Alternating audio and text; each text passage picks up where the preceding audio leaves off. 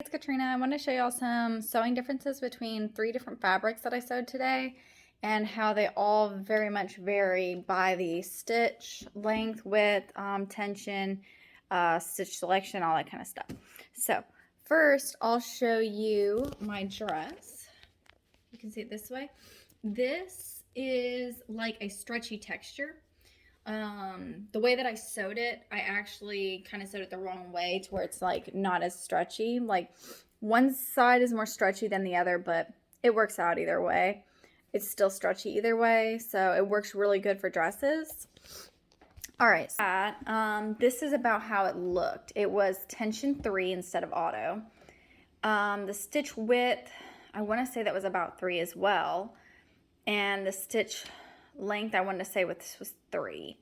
The stitch selection was B for the zigzag, because stretchy clothes needs to have a zigzag, like a looser, I guess. Not as much tension, I would suppose. And then the stitch lengths, I guess, don't really matter. Next, I'm going to go over, so that was the stretchy that I was showing you, the stretchy like cotton.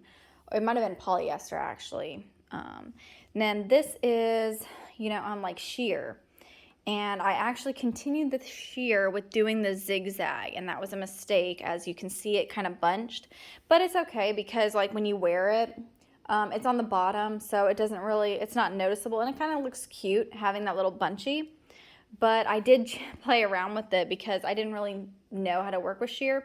So, I had it like really, like the tension tight. I had the stitch length different. I changed that up.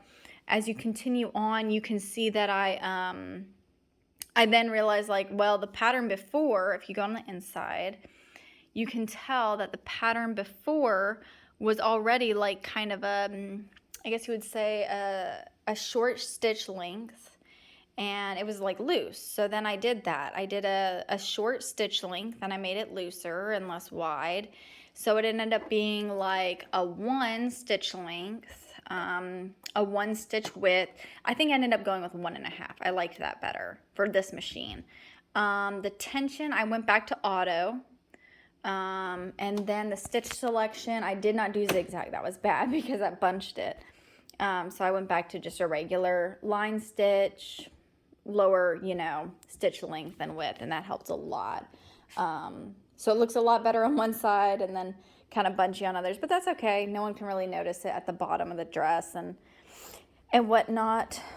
This is beside the fact. I was fixing this bra strap thingy or dress strap thing, and I realized that there was a top, and then this was the bottom of it. I stuck it in the same hole, so it's kind of like 2 separate holes, but in the same hole, and then I just sewed on the circle underneath it. Tons of different crafts today. So exciting. So now I'm going to show you the other fabric that I was working with. It's under here. So I love this. This is a rotary cutter. There's 2 different rotary cutters that came in my Amazon package. I don't remember if this was like $15 or $26, but it's pretty cool. It's very small though, as you can see. It's about like a, I guess 16, 17 inch by, what is that, 17 inch or whatever. It may even be by 11 inch by 17. Anywho, yeah, it's pretty neat though. It's not like the best. Honestly, those cutters really aren't as strong as you would think. So this, sorry, excuse the mess in the bed. My dog loves to chew on sticks while I game. So this is like a laminate. A lot of people like to do their own like laminate fabric for waterproof, but this is oilcloth. And as you can see, it's really shiny. It almost smells like school. It is made of PVC.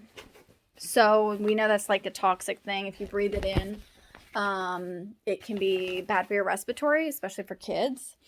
So they used to make it with linseed oil, but linseed oil, I don't know, probably is more expensive than PVC, so they probably changed it. Who knows? But it's hard to find oilcloth anyway. My husband's gonna think it's weird that I'm recording, but I'll show you the cushions that I made with this oilcloth.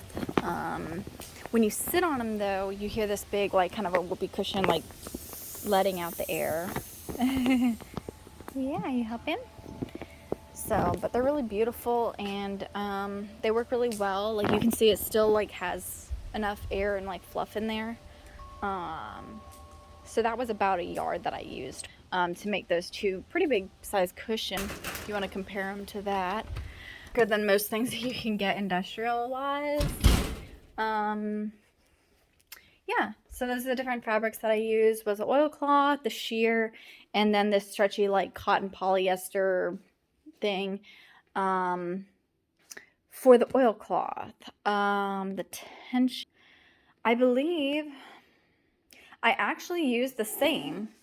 I actually used a zigzag. I think I had it on 3, 3, and 3, and then the zigzag, and it didn't seem to be an issue. The thing you do have to know is you need to drop this foot. So let's drop it here. And this would be better if you either put tape on it and just kind of like cut out the little spot for your needle and whatnot. Or you could just go ahead and use like an actual Teflon foot. They had, I think, 2 Teflon foots for like $6 on Amazon. Super cheap, but I didn't want to wait, and I love crafting, so I got right to it. This, I guess, was a Teflon foot that came with it. But yeah, I didn't use it. There's other foots that came with this Singer machine as well. However, I just used what I could and improvised. Some other people will you know, say go ahead and use tissue paper and then pull off the tissue paper after, because you don't want, you just don't want your machine getting, like they said that the needle would get sticky and that this would get sticky or it would get stuck on here. Just make sure you tape the whole thing, and that'll definitely help. So yeah, good little, I did like a lot of research for all this like stuff, and I really couldn't find much on like the sheer or oilcloth. But it was a lot easier to find information on material here. Let's see. So this material, this like cloth polyester, just from like Joann's or whatever. Really easy to find. I haven't tried silk yet, but I'm sure that would be also another crazy experience. I think I actually did do silk once for a dress, and it was really tight. So that's another thing. When you do like dresses, these materials like cotton is like awful. Silk is awful because they do not stretch. Like cotton's better, polyester's better. Definitely not oilcloth for a dress. You know, just things like that. Think about like how when you get materials, like how you're gonna stitch with it, what like settings you're gonna put them on, all that kind of stuff, because like I've had to like call the stores and say like, hey, I got this fabric and like I don't know what to do with it, and I've had to research it, and it all varies by your machine too, so a lot of it's just trial and error. But yeah, happy crafting. Bye.